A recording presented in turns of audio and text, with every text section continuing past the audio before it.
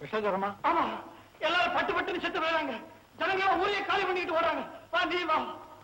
ஊரே காலியாகுதா? ஆமா. பண்ணையார் பரமசிவம் கூட வா. அவங்க அப்பனா இருந்தாலும் ஓடித்தாங்க. ஒரு ஈ காசா கூட கிடையாது. குட், நல்ல சந்தர்ப்பம். சந்தர்ப்பமா? சந்தர்ப்பம் கிடைச்சு என்ன பண்றது? பணம் கிடைக்கும், ஆனா உயிர் போயிடும். இந்த நோய் கூட என்ன பார்த்தா ஓடியே போயிடும். யாரப்பா? என்ன உடம்புக்கு? எனக்கு ஒன்னும் உடம்புக்கு இல்ல. ஒரு நோயாளியை பார்க்கணும். வாங்க. எங்க? மாங்குடிக்கு. மாங்குடிக்கா? ஐயோ, நான் வரமாட்டேன். விஷஜரம் மறைவிற்கு அந்த ஊரை விட்டு கடவுளே காலி பண்ணிருப்பாரு. இங்க வரப்பா, 40 வயசுக்கு அப்புறம் இப்பதான் எனக்கு கல்யாணமே ஆயிருக்கு. தயவு செய்து என்ன விட்டுடுப்பா. ஓ, அங்க ஒரு நோயாளி சாவோட போராடிட்டு இருக்கு. உனக்கு சுகமா? சீக்கிரம் மரியாதை பாப்படும். வரல என்ன? கத்தி, எனக்கு ஆபரேஷன் பண்ணியாவே. உங்க கழுத்தை ஆபரேஷன் பண்ணுவேன். ஆமா, நீ யாரு? அந்த பொண்ணு உனக்கு என்ன வேணும்? நான் ஒரு திருடன். திருட போன இடத்துல அவங்கள சந்திச்சேன். பாவம். வாங்க.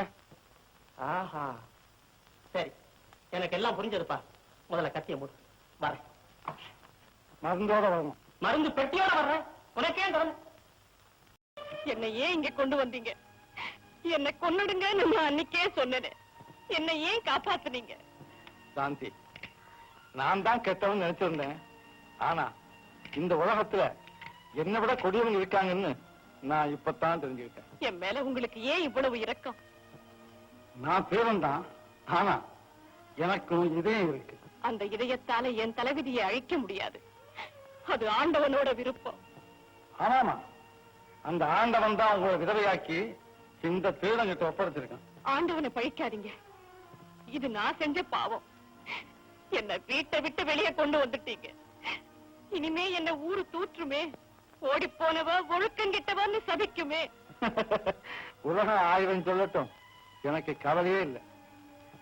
நான் என் மனசாட்சிப்படி நடக்கிறவன். இனிமே நான் எங்க போவேன்? எங்க போகணும்? என் வீட்டுக்கு வாங்க. சந்தேகப்படாதீங்க, நான் கெட்டவன் தான், ஆனா கேவலமானவன் இல்லை. முருகன், ஏன் இப்படி பாக்குறீங்க? ஓஹோ, திருடம் வீட்டுல இது எதுக்குன்னு கேக்குறீங்களா? இல்ல, இந்த வீட்டுலதான் இது முக்கியமா தேவைன்னு நினைக்கிறேன். ஆமா, நேத்து நீங்க ஆண்டவனையே வெறுத்து பேசுனீங்க. அவர் என்ன வெறுத்துட்டான்னு சொன்னேன். அது ஏன் நம்பிக்கை. உங்க நம்பிக்கையை நான் குறுக்கிடவே மாட்டேன்.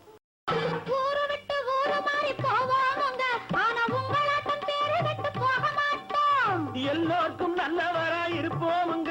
எங்க கொள்கையிலே என்னாலும் மாற மாட்டோம்.